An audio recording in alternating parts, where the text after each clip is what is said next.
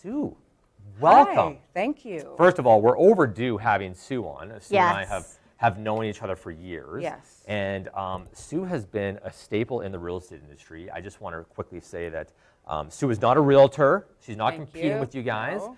But Sue has been in the industry for a long, long time. Over a decade. And you've actually taken the over a decade. Yeah, really long. And Sue has a company called Maximized Results, maximizedresults.com. We're going to send her contact information, where Sue does coaching, consulting. Sue, we didn't bring your books up, but she has written 2 books. It's awesome, and Sue has worked with some of the top realtors in the city, from San Jose to Cronin, Valentine, Rooney. Has worked with Tanya Eklund, done a ton of stuff. So Sue knows what she's doing and has a ton of experience in here. So Sue, thank you so much for coming on. Thank you for having me. You're welcome. So Sue, really quickly, and Lindsey just gave a little bit of a background, but what would you say in terms of all the work that you've done in the real estate industry? Your passion, your specialty, and your role has typically been systems building a lot, hasn't it? Yes, because sometimes, I went and took the licensing course myself, and I discovered there's a big gap between getting your license, and then let's run a profitable real estate business. Yes. And so, I'm here to step in that gap, and really, I'm on a mission to help realtors do a better business. Love it. Awesome. Yeah. Awesome. And that's so all-encompassing, which is great. That it's not just, we're going to talk about the assistant aspect of it, but you look at best practices from a lot of different angles. Yes, from beginning to end. Awesome. Well, Love let's talk specifically about administration assistants. I know a lot of you right now are probably feeling like you're worked off your feet. Maybe your work-life balance is out. It's always a little bit out, but you're trying to bring stuff back in. So let's switch gears to that. Yeah. So from the assistant standpoint, Sue, chat a little bit about when to get an assistant, because I think that a lot of people don't really nail the timing on that, and that can financially or mental stress be a bit of a problem. So what's your recommendation on that? Yeah, for sure. Well, if you don't have an assistant, they say you are an assistant. So until you reach that point, you have to realize that that's your job as well. When I went to the National Association of Realtors, NAR, which is a really fun conference to go to, they said that the benchmark for hiring a full-time admin would be 40 deals a year. And I totally concur, but CREA, their stats tell us that over 60% of realtors are doing 0 to 26 deals a year. So generally, every year I look at the stats, and that's about what they say. So I always wonder, if you had an assistant at the 20-ish, 25-ish deal a year mark, would it help propel some of those 90% of realtors up into the top 10% who are doing the 40, 50, hundreds of deals a year? Right.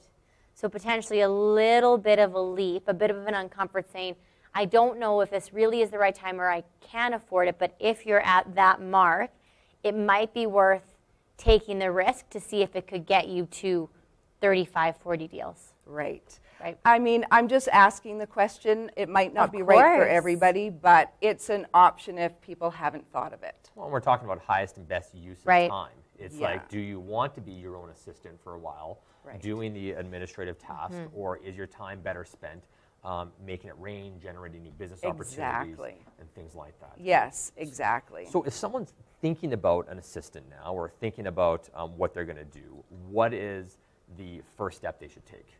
Okay, first things first. Now, my first job that I ever had was working at McDonald's. So if there's any other people who worked at McDonald's. You're not alone on that, yeah. When I started working there, I took that job because everybody knew McDonald's had great training. And if you got a job at McDonald's, you could get hired anywhere, and so everyone works at McDonald's.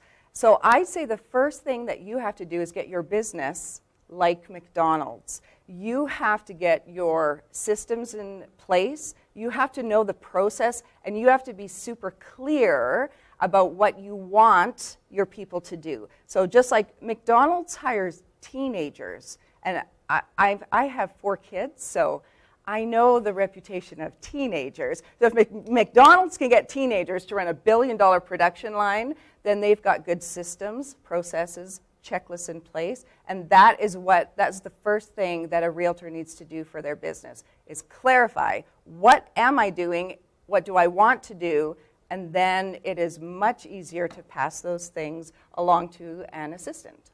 So true.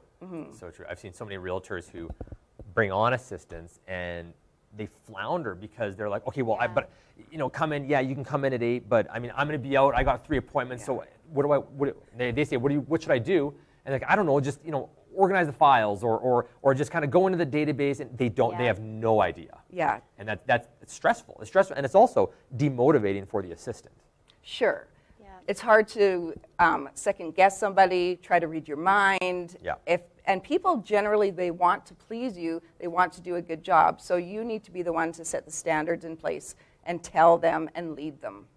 I can even think of some of the staff that work with me, and one of the challenges that I often have is like, I'll look at this big list of things to do, and I can think of Jen or Corinne or Sarah, who are very talented and very skilled and should be doing some of these things, maybe would even have better skill sets to do them than me. But I keep doing them because I'm simply not organized enough to pass that on. And it has nothing to do with their skill set. It's just interesting to hear you say that. It's like, well, why am I still doing it? And I'm only still doing it because I'm not organized enough to not be doing it. And that is getting your own house in order. Yeah, I could help you with that. Yeah. It's interesting, but I think that's for all jobs, I think, right? And for all staff members. There's no question. Yeah. So what are some mistakes? So somebody's ready to do it. Let's say they do all of that stuff first. Yes. What would be some common mistakes that somebody would make during the hiring process? Okay, I see this all the time, and that's why people often end up hiring me to help them just hire somebody, because it's a scary thing, and if you hire the wrong person, or if they don't work out, or they don't know what to do. So the top 3 mistakes that I see are, number 1, a realtor just hires whoever's warm and breathing. So you put out, I think I should hire an assistant. Somebody says, hey, I know, Cindy down the way. And totally. They go, oh, that's great. A warm and breathing body. So they get hired. The next thing that I see is that they might do some interviews or meet some candidates, and then they hire the person just because they like them. And the skills and the things that attract realtors to realtors, you're more extroverted, you're salespeople, you're big picture thinking, and those are not the skills that you want for your admin assistant. They're, in fact, usually the opposite. So if you meet somebody and like them, and you hire them, you're going to usually get someone just like you, but you want somebody the opposite. So don't hire the first person that you meet and you like them, you want to go for coffee with. And then the third mistake that realtors make is that they don't know how to lead an administrative assistant or any staff. They don't have a vision. Maybe they've never been a boss before, so it's hard to lead somebody down a road when you've never been down that road yourself. Right. So you need to make sure that you are setting those standards, that you're being super clear, and then you bring somebody on and become the leader, which is even beneficial for your business, but you're not just a manager, but become a leader of a company. Right. Nice. Fantastic. Yeah. And okay, so now give us, because one of the things you said, you got to be that leader, but obviously a big part of that is training and making sure this person is up to speed. So can you give us advice around training new staff? Like, how does that work? Training, it's so simple, and I think sometimes we just make it so hard because we think it must be harder than this, but it's very simple. Number 1, just train people on one thing at a time. So like you were saying, someone just sits down, I don't know what you can help me with. Can you just guess what you can help me with? Yes. No, don't do that. Take the most important thing that they're going to do for you. So if it's loading your listings, you sit down, you show them how to do it. Then you show them how to do it again and get them to write the information down, and then you do it with them. So just concentrate on the big things one at a time. Within 5 days, a week, they will have a good handful of things that they have some competence in. And then, it's such a repetitive business. Yes. So they're doing the same thing over and over again. So if you just organize, just take one thing at a time, that will help a lot. Nice. Yeah. Nice. So, Sue, you've obviously helped so many realtors in the past. tell us, what services do you offer? How do you help realtors with their businesses? Well, I help realtors hire and train admin. We come up with manuals and get systems in order. I also help the realtors before they hire admin. So, from 0 to 26 kind of deals, the clarity, how to put checklists in place. Sometimes an agent just needs a person to come in and take them by the hand and help them to do everything and confirm, yes, this is right. Let's do this together. Yes. And That's true.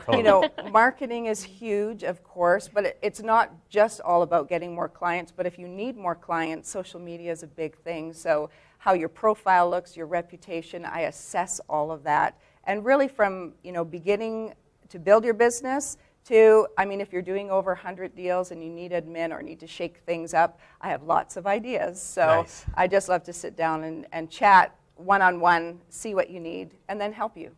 Awesome. That's really great. And the thing about checklists and manuals is if you haven't done that before, that's actually really hard to do. Yes. And it's hard to do properly, and it's hard to do right. Yeah. So that is a really great tip. Even you're right, even for the 0 to 26, if you don't need somebody, having that for yourself to just take the guesswork out of what you're doing next is probably so helpful. Oh, you'll cut down your time, your wasted time. You don't need to rely on your brain. You don't need to wake up in the middle of the night wondering, when was condition day? Yes. Checklists are very helpful. When was possession? I've seen realtors forget about possession when the actual Yes. closing day was. Oh. Yeah. Kiss your referral goodbye on that one. No kidding. So Sue, you were having a Canada Day special. Do you want to put that in the email? Do you want to talk about that now? Sure, I'm offering a once in 150-year coaching Love it. special. So if you've never done coaching or if you don't know, you're not sure, I'm offering one session for $150. That is 40% off a regular one session price. And if you just want to sit down and focus on your business for one session, then I'm happy to offer that for Canada Day. Yeah, That's fantastic. you Yeah. could pick up half a thing in that, and that would be worth more than the money. So, Absolutely. Sue, thank you so much. We're going to send out your information, maximizedresults.com. Yes. Yeah. Sue Stiles, and we're going to have an email go out with everything you've chatted about And here. you also have a great Facebook business page as well if people want to connect Of with course. you that way. Yes, So definitely. you have some good little tidbits there. Cool. Cool. Well, thanks for coming on, Sue. Thank you for having me. You're welcome. Awesome. We will be right back talking about some easy ways to get consent to comply with the Canadian anti-spam legislation.